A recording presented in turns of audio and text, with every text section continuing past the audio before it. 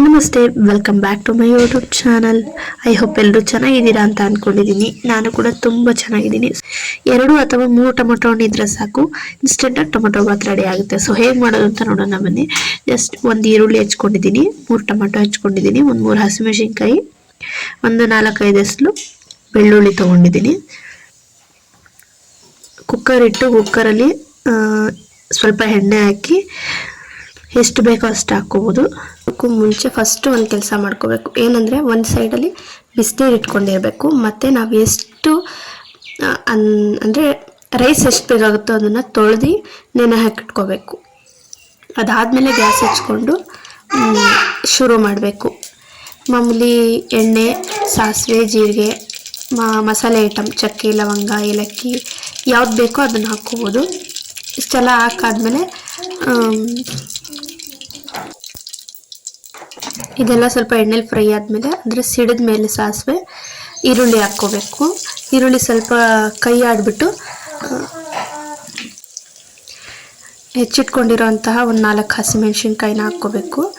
ಹಾಕ್ಕೊಂಡಾದ್ಮೇಲೆ ಕೈ ಆಡಿಸ್ಬೇಕು, ಅದನ್ನು ಚೆನ್ನಾಗಿ ಫ್ರೈ ಮಾಡಬೇಕು. ಈರುಳ್ಳಿ ಬ್ರೌನ್ ಕಲರ್ ಬರಬೇಕು, ಸ್ವಲ್ಪ ಅಷ್ಟು ತನಕ ಸ್ವಲ್ಪ ಫ್ರೈ ಮಾಡ್ಕೋಬೇಕು.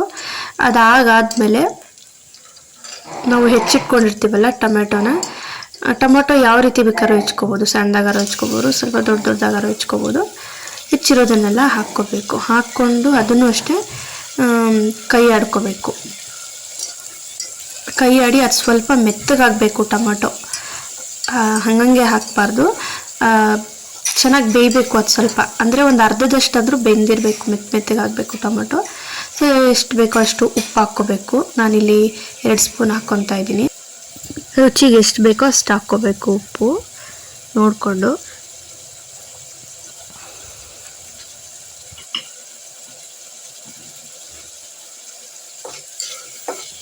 ಹಾಕಾದ್ಮೇಲೆ ಮತ್ತೆ ಇನ್ನೊಂದ್ಸಲ ಕೈ ಆಡ್ಕೋಬೇಕು ಚೆನ್ನಾಗಿ. ಸ್ವಲ್ಪ ಬೇಯೋದಕ್ಕೆ ಬಿಡಬೇಕದು, ತಕ್ಷಣ ಅಕ್ಕಿ ಹಾಕಿ ಕೂಗಿಸ್ಬಿಡ್ಬಾರ್ದು. ಆಮೇಲೆ 1 ಸ್ಪೂನು ಅಚ್ಕಾರದ ಪುಡಿ ತೊಗೊತಾ ಇದ್ದೀನಿ. ಆಮೇಲೆ 1 ಸ್ಪೂನು ಧನಿಯದ ಪುಡಿ ಹಾಕ್ಕೊತಾ ಇದ್ದೀನಿ. 1 ಸ್ಪೂನ್ ಮೇಲೆ ಒಂದು ಸ್ವಲ್ಪ ಜಾಸ್ತಿ ಹಾಕ್ಕೊಂಡಿದ್ದೀನಿ ನಾನು, ನನಗಿಷ್ಟ ಅಂತ. ಆಮೇಲೆ 1 ಸ್ಪೂನು ಗರಂ ಮಸಾಲೆ ಹಾಕ್ಕೊಂಡಿದ್ದೀನಿ. ಇದನ್ನೆಲ್ಲ ಚೆನ್ನಾಗಿ ಕೈ ಆಡಿ ಒಂದು ಅರ್ಧದಿಂದ ಜಾಸ್ತಿನೇ ಟೊಮೆಟೊ ಚೆನ್ನಾಗಿ ಬೆಂದಿರಬೇಕು. ಅಂದರೆ ಖಾರ ಈ ಮಸಾಲೆ ಎಲ್ಲ ಹಾಕಾದ್ಮೇಲೆ ಚೆನ್ನಾಗಿ ಬೆಂದಿರಬೇಕು ಟೊಮೆಟೊ, ಸ್ವಲ್ಪ ಮೆತ್ತಗಿರಬೇಕು, ಆಗ ಅದು ಸ್ವಲ್ಪ ಚೆನ್ನಾಗಿರುತ್ತೆ.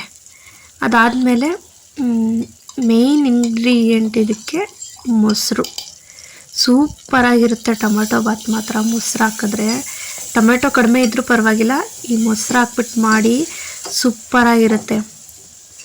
ಟೊಮೆಟೊ ಜಾಸ್ತಿ ಹಾಕೋರು ಮೊಸರು ಹಾಕಬಾರ್ದು, ಟೊಮೆಟೊ ಕಡಿಮೆ ಹಾಕೋರು ಈ ಥರ ಮೊಸರು ಹಾಕಿ ಮಾಡಿದ್ರೆ ಸೂಪರ್ ಟೇಸ್ಟ್ ಕೊಡುತ್ತೆ. ಯಾವುದೇ ಖಾರ ರುಬ್ಬ ಹಾಕೋ ಆಗಿಲ್ಲ, ಏನೂ ಇಲ್ಲ, ಸಕ್ಕತ್ತಾಗಿ ಬರುತ್ತೆ ಟೊಮೆಟೊ ಬಾತ್ ಮಾತ್ರ.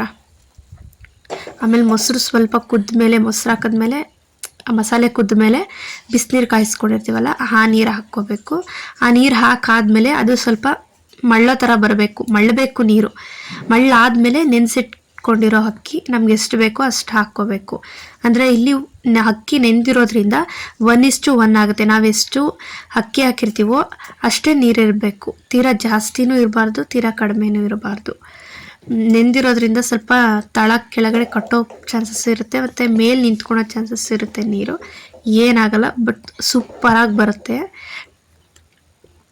ಚೆನ್ನಾಗಿ ಕೈ ಆಡಬೇಕು ಅಕ್ಕಿ ಹಾಕಾದ್ಮೇಲೂ ತಕ್ಷಣ ಕುಕ್ಕರ್ ಮುಚ್ಚಳ ಹಾಕಬಾರ್ದು.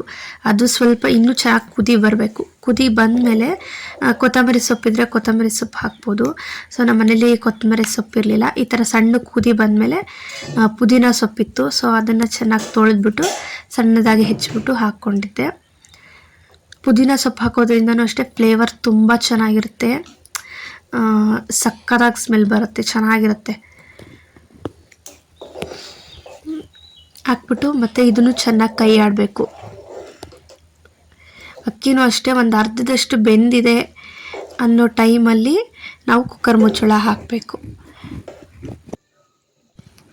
ಬಟಾಣಿ ಹಾಕಿದರೆ ಮಾತ್ರ 2 ವಿಜಿಲ್ ಕೂಗಿಸ್ಬೇಕು, ಇಲ್ಲಾಂದರೆ 1 ವಿಜಿಲ್ ಸಾಕು, ಏನಾಗಲ್ಲ.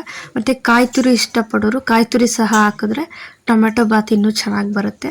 ಹಾಕ್ದಲ್ಲೇ ಇದ್ದರೂ ಹಾಗೂ ಸಹ ಮಾಡ್ಬೋದು. ಅದು ಸಹ ಚೆನ್ನಾಗಿರುತ್ತೆ. ನಮ್ಮ ಮನೇಲಿ ಇಷ್ಟಪಟ್ಟು ತಿಂತಾರೆ ಅಂದ್ಬಿಟ್ಟು ನಾನು ಕಾಯಿ ಹಾಕ್ತಾಯಿದ್ದೀನಿ. ಮತ್ತು ಇತ್ತು ಅದಕ್ಕೋಸ್ಕರ ಹಾಕಿದ್ದೀನಿ, ಚೆನ್ನಾಗಿರುತ್ತೆ ಅಂತ. ಹಾಗೆ ಸಹ ಮಾಡಿದ್ರು ಅದು ಚೆನ್ನಾಗೇ ಬರುತ್ತೆ. ಇಷ್ಟು ಕನ್ಸಿಸ್ಟೆನ್ಸಿ ಆದಮೇಲೆ ಕುಕ್ಕರು ಮುಚ್ಚಳ ಹಾಕ್ಬಿಟ್ಟು ಜಸ್ಟ್ 1 ವಿಷಿಲ್ ಕೂಗಿಸಿದ್ರೆ ಸಾಕು. ನಾನು ಬಟಾಣಿ ಹಾಕಿಲ್ವಲ್ಲ, ಸೊ ಒಂದೇ ವಿಷಿಲ್ ಕೂಗಿಸಿದ್ದು ಆಫ್ ಮಾಡಿದೆ. ಮತ್ತು ತಣ್ಣಗಾದ್ಮೇಲೆ ತೆಗೆದ್ರೆ ಮೇಲೆ ಸ್ವಲ್ಪ ನೀರು ಥರ ಇರುತ್ತೆ, ಏನಾಗಲ್ಲ, ಚೆನ್ನಾಗಿ ಬಂದಿರುತ್ತೆ. ಈ ಥರ ಬಂದರೆ ತಳ ಸೀದಿರಲ್ಲ ಅಂತ ಅರ್ಥ ಅಷ್ಟೇ. ಸ್ವಲ್ಪ ನೀರು ಜಾಸ್ತಿ ಆಗಿರುತ್ತೆ ಮತ್ತು ತಳ ಸೀದಿರಲ್ಲ ಅಂತ ಅಷ್ಟೇ ಈ ಥರ ಕಾಣೋದು. ಏನಿಲ್ಲ, ಇದು ಮೇಲ್ಗಡೆ ನೀರು ಥರ ಇರುತ್ತಲ್ಲ, ಅದು ಸ್ವಲ್ಪ ಒಂದು ಚಿಕ್ಕ ಬಟ್ಲಿಗೆ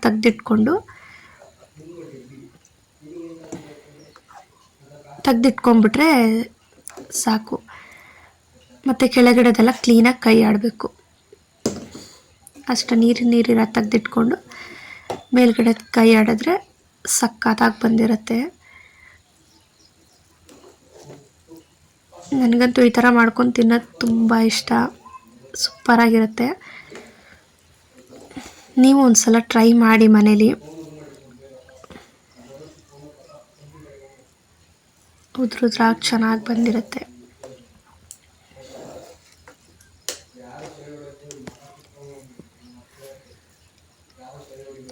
ಸಣ್ಣ ಅಕ್ಕಿ ಹಾಕೋರಿಗೆ ಈ ಥರ ಮೇಲೆ ನೀರು ನಿಂತ್ಕೊಳಲ್ಲ. ನಾವು ರೇಷನ್ ಅಕ್ಕಿ ಹಾಕೋದ್ರಿಂದ ಈ ಥರ ನಿಂತ್ಕೊಳುತ್ತೆ ನೀರು. ಬಟ್ ಆದರೆ ತುಂಬ ಚೆನ್ನಾಗಿರುತ್ತೆ. ಯಾವ ಅಕ್ಕಿಲಿ ಮಾಡಿದ್ರು ಅಷ್ಟೇ ಸೂಪರಾಗಿರುತ್ತೆ. ಈ ಥರ ಮಾಡ್ಕೊಂಡು ತಿಂದರೆ ಸಲ ಟ್ರೈ ಮಾಡಿ. ನಾನು ಬಾಕ್ಸಿಗೆ ಹಾಕೋದ್ರಿಂದ ಡೈರೆಕ್ಟ್ ಬಾಕ್ಸ್ಗೆ ಹಾಕ್ತಾಯಿದ್ದೀನಿ. ಪ್ಲೇಟಿಗೆ ಸರ್ವ್ ಮಾಡಿಕೊಂಡು ತಿನ್ನೋದಷ್ಟೇ, ಸಕ್ಕತ್ತಾಗಿರುತ್ತೆ.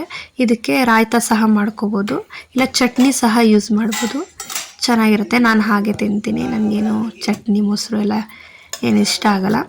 ಇಷ್ಟಪಡೋರು ಅದನ್ನು ಸಹ ಮಾಡಿಕೊಂಡು ಜೊತೆಗೆ ಹಾಕ್ಕೊಂಡು ತಿನ್ಬೋದು, ಚೆನ್ನಾಗಿರುತ್ತೆ. ಸೊ ಈ ವಿಡಿಯೋ ಇಷ್ಟ ಆಗಿದ್ರೆ ಪ್ಲೀಸ್ ಲೈಕ್ ಮಾಡಿ, ಸಬ್ಸ್ಕ್ರೈಬ್ ಮಾಡ್ಕೊಳ್ಳಿ ಮತ್ತು ಸಪೋರ್ಟ್ ಮಾಡಿ. ಹೀಗೆ ಥ್ಯಾಂಕ್ ಯು. ಮತ್ತು 31 ಜನ ಸಬ್ಸ್ಕ್ರೈಬರ್ ಆಗಿದ್ದಾರೆ ನನ್ನ ಚಾನಲಲ್ಲಿ. ಅವ್ರಿಗೆಲ್ಲ ತುಂಬ ಥ್ಯಾಂಕ್ಸ್ ಹೇಳ್ತಾ ಇದ್ದೀನಿ ಈ ವಿಡಿಯೋ ಮೂಲಕ.